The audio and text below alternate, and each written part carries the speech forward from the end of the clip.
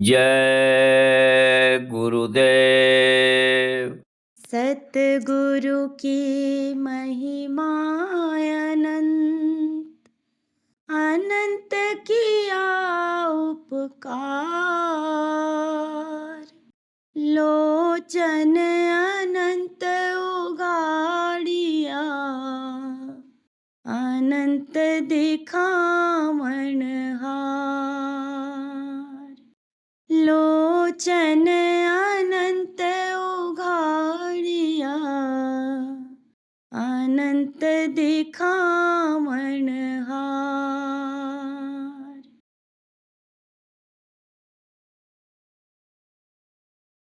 माफ कर दो दयालु मेरी सब खता, माफ कर दो दयालु मेरी सब खता।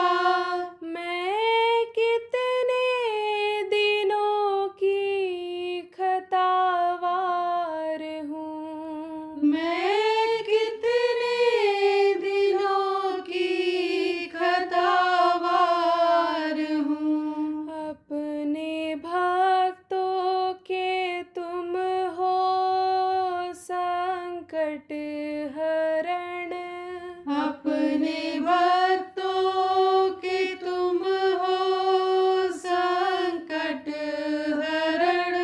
नाम सुन कर के आई तुम्हारे शरण, नाम सुन कर के आई तुम्हारे शरण।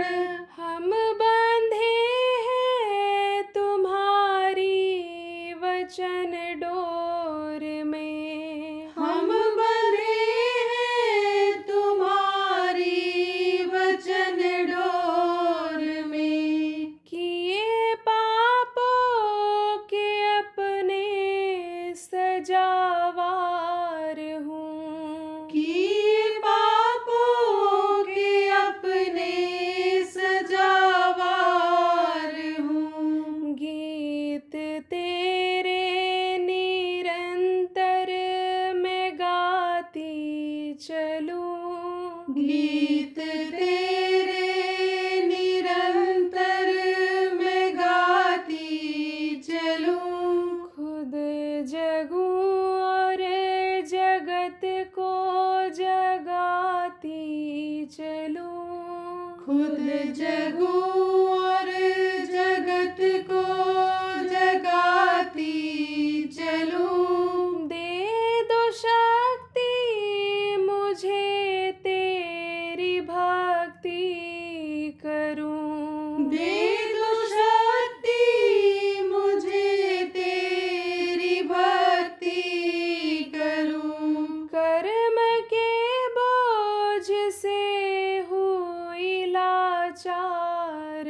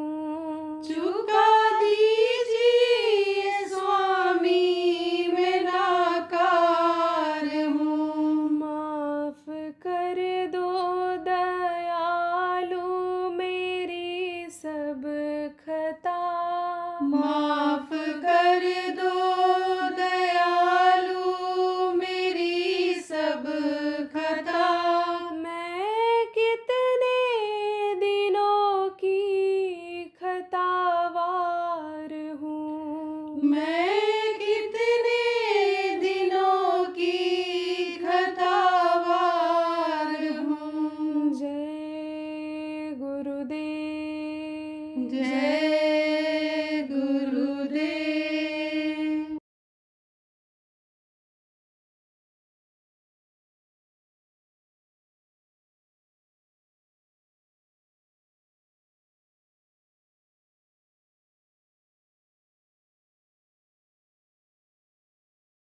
दोनों पुरुष और स्त्री जब मिलते हैं तो औरत से यानी चंद्र यानी ऊर्जा पैदा होती है, उससे रज बनता है और सूर्य ऊर्जा से वीर्य बनता है।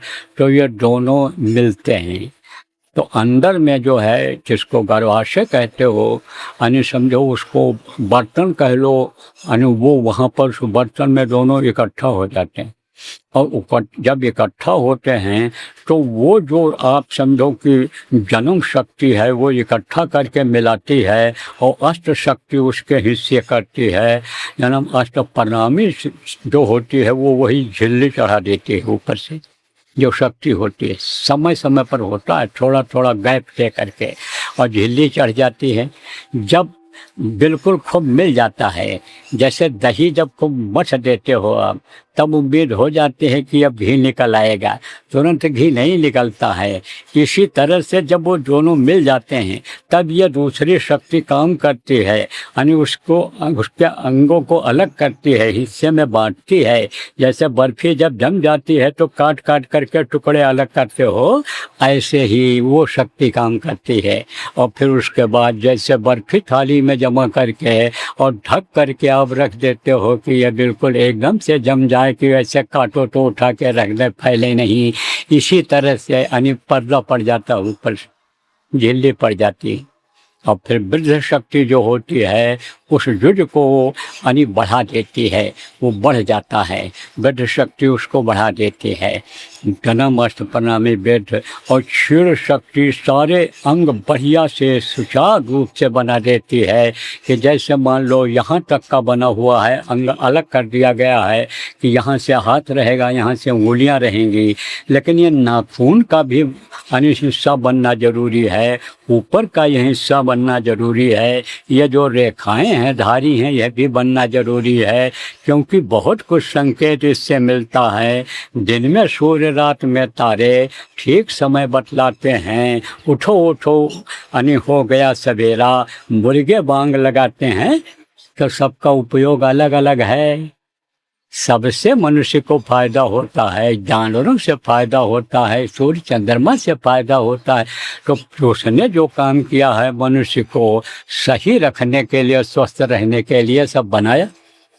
तो अब आप ये समझो प्रेमियों, बच्चियों और बच्चियों, कि यानी वृद्ध शक्ति ने बढ़ा दिया, जन्म अष्ट परिणामी वृद्ध और क्षीण ने अंग बना दिया, और मृत्यु शक्ति ने माँ के पेट से बाहर निकाल दिया।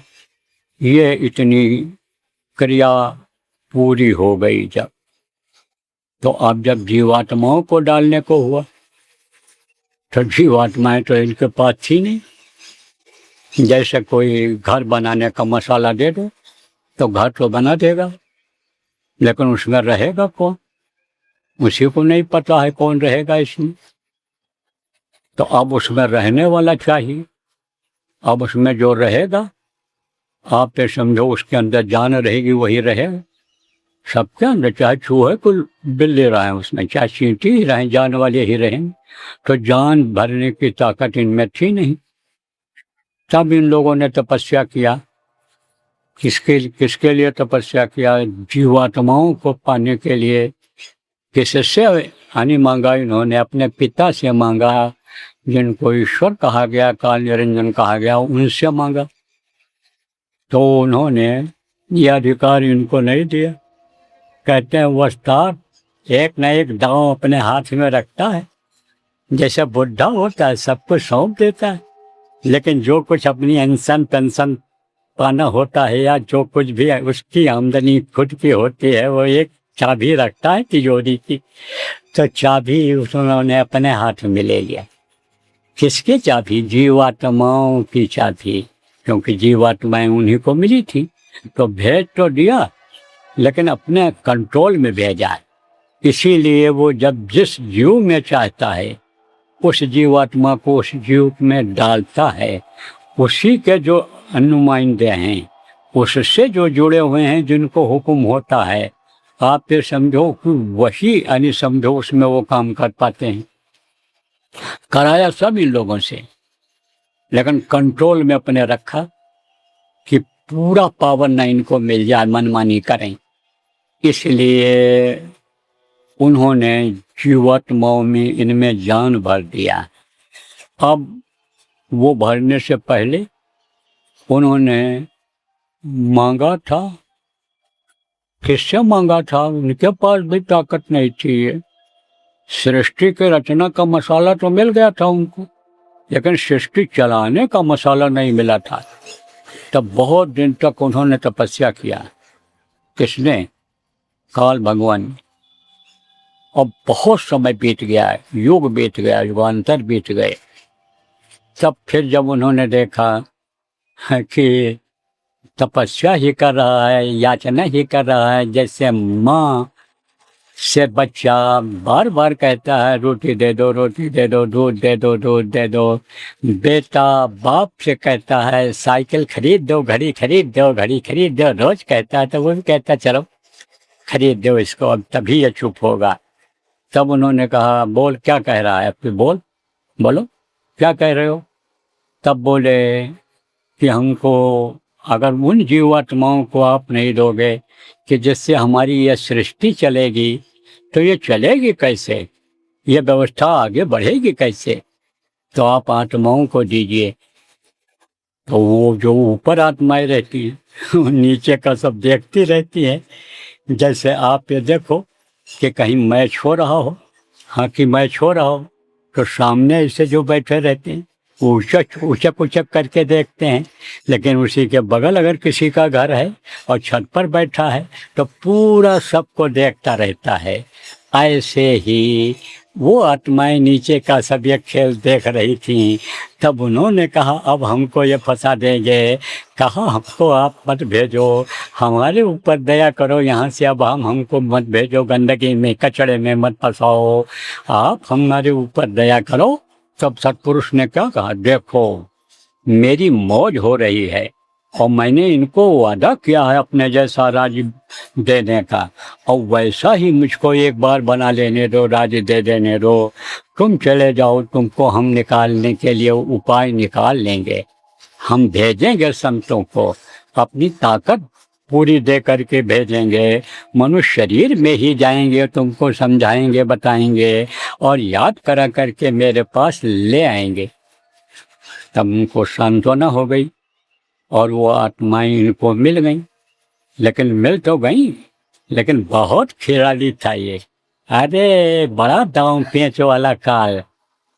तब इन्होंने कहा अब हमको आप वरदान तो दे दिए, लेकिन बख्शीश दे दो। अब जैसे ये पुरोहित लोग, पंडित जी लोग, आप पे समझो गौदान कराते हैं, तब कहते अब सांगीता दो, तो अब आप पे समझो सांगीता मांगा उन्होंने, कहा बख्शीश दे दो हमको आप। तब सत्पुरुष ने कहा कि बोलो क्या कह रहे हो? तब इन्होंने कहा संत आएंगे तो हमारे देश में, उनको तकलीफ तो होगी, लेकिन हमारे नियम का पालन तो उनको करने पड़ेगा। तो चलो ये तो वो पालन कर लेंगे, और नहीं पालन करेंगे नियम का हमारा जो बना हुआ है मृतलोक का, तो उनको सजा मिलेगी, उसको भी वो बर्दाश्त कर लेंगे। हमको ये मालूम है कि परमार्थ के कारण ये संतन धरा शरीर दूसरों के लिए ही वो आते हैं, दूसरों के दुख तकलीफ को दूर करते हैं, लेकिन उनके दुख और तकलीफ को लेकर के खुद शरीर से भोग लेते हैं, ये तो हमको मालूम है। लेकिन वो कोई चमत्कार दिखा करके या उनको फुसला बहका करके अपने साथ नहीं ले जाएंगे, उनके द्वारा कर्म करवा करके और उन्हीं के प्रयास से आपके पास पहुंचाएंगे। एक वे हमको बख्शिश दे दो। तो 3 बख्शिश उसने मांगा था, कहा 3 बख्शिश हमको आप और दे दो, फिर आपसे और कुछ नहीं मांगेंगे। तो कहा कि ये हमको दे दो।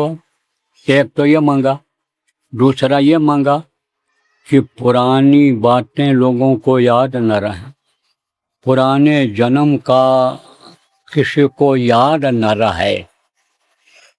पुराने जन्म को अगर आप देख लोगे, वो अगर आपको याद आ जाएगा तो ऐसे सोचते सोचते मर जाओगे, कुछ कर नहीं पाओगे। वही दृश्य जब कभी यमराज के सामने पेश हुए थे किसी जन्म में, और उसने जब सजा दिलाया था अपनी आंखों के सामने, जब मरवाया पिटवाया नरकों में कटवाया, उसको देखोगे। जब आप ये देखोगे कि हम चूहा बन गए और सांप हमको निगल रहा है, हम देखो चचुंदर बन गए हमको निगल रहा है, ये देखो हम जो है यानी समझो छिपकली बन गए और ये खा रही है, आप समझो बिल्ली, हम बिल्ली बन गए, कुत्ता नोच नोच के खा रहा है, इसको जब देखो तब चैन पड़ेगा, न तो नींद आएगी न भोजन भाएगा। तब कहा वो पुरानी यादें न रहें, लोगों को सब भूले हुए रहें, भूल जाएं। बोले ठीक है, ये वो मस्त वो भी दे दिया। कहा एक वरदान आप और दो कि जो जिसमें रहे उसी में संतुष्ट रहे, उसी में खुश रहे। जय गुरुदेव। परम संत बाबा उमाकांत जी महाराज के आगामी कार्यक्रम की सूचना के पश्चात सत्संग पुनः प्रसारित होगा। जय गुरुदेव। बंधन से मुक्ति दिलाने वाले वक्त गुरु का आगमन। बाबा उमाकांत जी महाराज का कार्यक्रम 26 अगस्त 2026 सायं 6 बजे से प्रार्थना, ध्यान, भजन व संदेश। 27 अगस्त 2026 प्रातः व सायं 5 बजे से ध्यान, भजन व सत्संग। 28 अगस्त 2026 प्रातः 5 बजे पूजन, सत्संग, रक्षा प्रसाद वितरण। स्थान सतना चित्रकूट रोड, बाबूपुर, चित्रकूट, जिला सतना, मध्य प्रदेश। संपर्क नंबर 8959662199 व 9893346223। जय गुरुदेव। तो बहुत से लोग तो यही सोच लेते हैं कि हम गरीबी झेलने के लिए ही पैदा हुए, दुख झेलने के लिए ही पैदा हुए, और ऐसे हम दुखी होकर मर जाएंगे। क्या ज़रूरत है हमको यानी तीखी दवा पीने की? बुखार रहे तो रहे, कोई बात नहीं है, मरना तो सबको है, मर जाएंगे। चलो हम ये गुदड़ी में ही सो जाएंगे, हम कोई प्रयास नहीं करेंगे। क्या ज़रूरत है घर छोड़कर शहर में जा कर के कमाई करने की? तो वो सब जो जिसमें रहता है उसी में मगन रहता, खुश रहता है। तो 3 वरदान ये मांगा और उसके बाद में जीवात्माओं को उन्होंने दे दिया। अब आप ये समझो, ये जीवात्माएं जब ऊपर से उतारी गई थी तो इनके ऊपर खोल चढ़ता चला गया। आप ये समझो कि पहले बिल्कुल निर्मल थी, स्वच्छ थी, साफ थी। जैसे ये कपड़ा सब उतार दिया जाए तो ये बदन दिखाई पड़ने लग जाएगा, और उसके बाद इसके ऊपर आप बनियान पहन लो तो बनियान दिखाई पड़ेगी, फिर शर्ट पहन लो, स्वेटर पहन लो, कोट पहन लो तो जो पहनोगे वो दिखाई पड़ेगा। ऐसे ही 4 शरीर में इस जीवात्मा को ऊपर से ही बंद करते चले आए। और ये इस समय पर आप देखो कि स्थूल शरीर में ये जीवात्मा मोटे बंधन में बंध गई। ये मोटा बंधन कहलाता है, बहुत मोटा बंधन है। ये जगत का जो ये बंधन है, ये बहुत मोटा बंधन है। इसको जैसे मोटी रस्सी से किसी को बांध दिया जाए तो जल्दी कटती भी नहीं है, खुलती भी नहीं है, तो ये मोटा बंधन हो गया। और जीवात्मा को जो उसने उतारा, वो कहाँ उतारा? माँ के पेट में उतारा। 5 महीना 10 दिन का जब बच्चा हो गया तो पतला सुराख से उसी में डाल दी। देखो, कहते हैं ना वस्ताद खिलाड़ी होते हैं, वह एक दांव अपने हाथ में रखते, दे तो दिया सत्पुरुष ने मसाला और सारी चीज़ें इनको बनाने के लिए, लेकिन सुराख बंद करने का मसाला इसके पास नहीं रहा। वो अगर हो जाता जिससे जीवात्मा डाली जाती है तो एक बार डाल करके वो बंद कर देता और ये पड़ी रहता जाती, जन्मांतर के लिए इसी में रह जाती, कभी निकल न पाती। लेकिन वो मसाला नहीं दिया, उसी में ये चित हो गया है। कौन? काल भगवान जिनको कहा गया, वो चित हो गए इसी। तो उस समय जब डाला किसने? अब चूंकि इनको मिल गई आत्माएं, काल को मिल गई, और इनका लक्ष्य है, उद्देश्य है कि ये जाने न पाऊँ, ऊपर बढ़ने न पाएं, हमारे लोक से लेकर करके ऊपर न जाने पाएं, इसलिए इन्होंने ये सारा रचना किया नीचे का। ये नीचे का बंधन इन देवताओं के यानी उसमें दे दिया कि यह बांध देंगे, और इधर से जब निकल जाती हैं यानी समझो जगत जाल से, फिर हृदय जाल से, फिर आगे माया का जाल है, फिर काल का जाल है, फिर महा का जाल, एक जाल है। एक से निकलो, दूसरे में फंसो, दूसरे निकलो, तीसरे में फंसो, तीसरे निकलो, चौथे में फंसो, फंस तो जाओ। जेल में देखो दीवारें कई बनाई जाती हैं, गेट कई बनाए जाते हैं कि कोई कैदी एक गेट से निकल गया किसी तरह से तो दूसरे में फंस जाए, तीसरे में फंस जाए, किसी न किसी में रुक ही जाए, वो बाहर न निकल पाए। इसी तरह से ये जेल खाने में एक तरह से जीवात्मा बंद कर दी गई। तो अंदर में जब ये डाली गई तो जड़ और चेतन की बना दिया, गांठ लगा दिया। आप जड़ किसको कहते हैं? ये शरीर जड़ है, जीवात्मा ही चेतन है, जीवात्मा ही इसको चलाती है। यह शरीर जड़ है। यह समझो कि जीवात्मा निकलने के बाद कुछ नहीं कर सकता है, बल्कि प्राण भी अगर 10 तरह के हैं जो निकल जाएं तो आप ये समझो इसमें सड़न गलन बदबू सब शुरू हो जाती है। तो ये जड़ है, और वो जो जीवात्मा है वो चेतन है, शब्द रूप में है। वो दोनों की गांठ बांध दी गई कि आसानी से न खुले, हर कोई इसको न खोल पावे।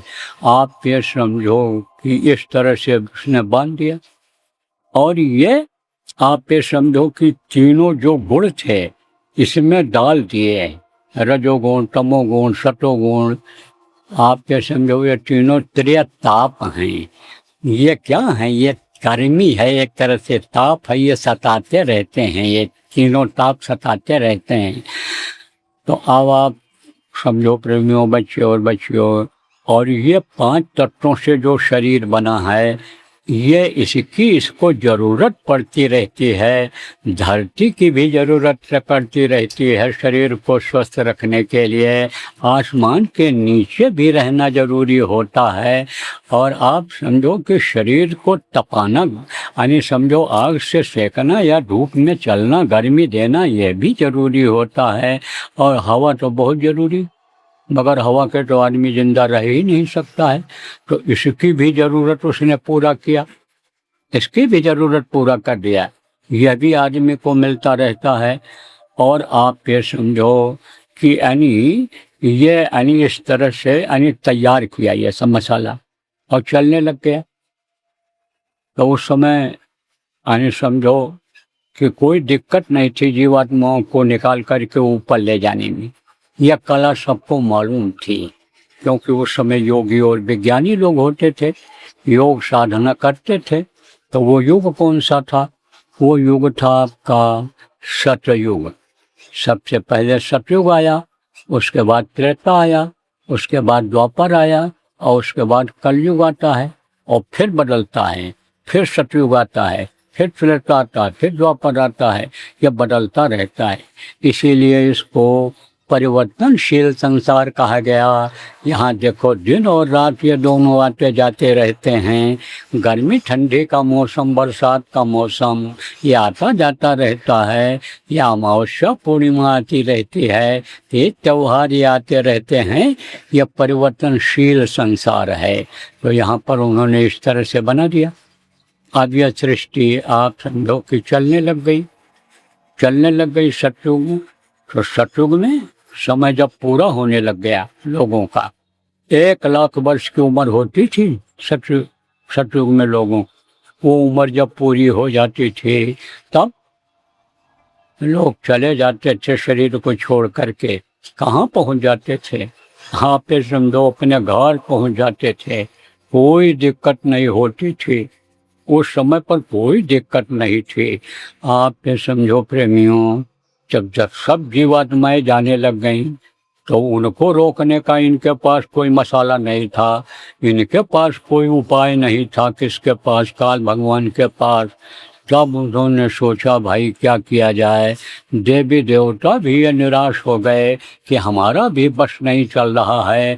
तब उन्होंने जब राय मिलाया, विचार किया, तब इन लोगों ने कहा, इन्हीं लोगों ने कहा, किसने? नीचे वालों लोगों ने कहा अब आप कलयुग लाइए। सतयुग में कुछ समय के लिए आप कलयुग अगर आप ले आएं तो कलयुग का तो कहना यही है कि दीमक चढ़ जाएं ग्रंथों को, ब्राह्मण पंक्तियाँ तोड़ें, बधिक हो जाएं क्षत्रियगण, शूद्र सेवा से मुख मोड़ें और सूखे नदियाँ धंसे पर्वत, विजय तब हमारी हो।